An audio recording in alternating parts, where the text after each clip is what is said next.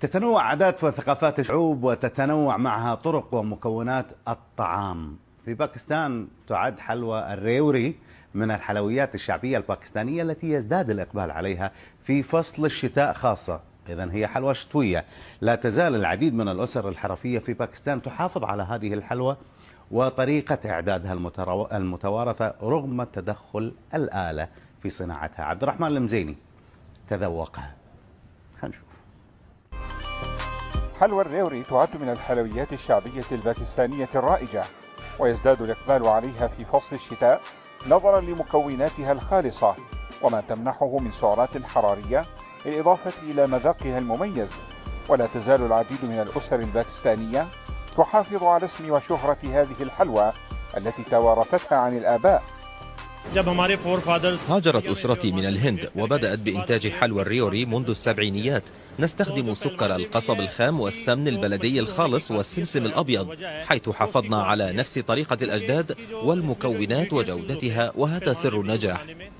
ويمر إنتاج حلوى الريوري بعدة مراحل، بدءا من إذابة الجر أو سكر القصب الخام، ثم إضافة السمن البلدي وغلي المزيج للحصول على قوام يشبه الكراميل، ثم تبريده في مغطس مائي. لاحقا يتم لي ومط القوام حتى الحصول على لون الريوري قريب من اللون الأبيض.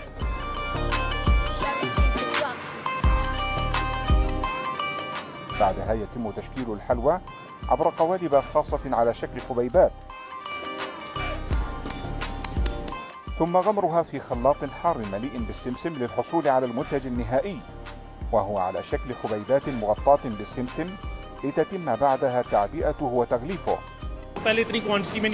نعد صنفين من الريوري، أحدهما بالمذاق العادي وآخر بنكهة الهيل. سابقا كان إعداد الريوري يتم يدويا وبدون آلات، حيث كان لي ومط الحلوى وتشكيلها على شكل حبيبات يتم يدويا ويتطلب جهدا، ومع دخول الآلة زادت الكميات وزاد الإقبال.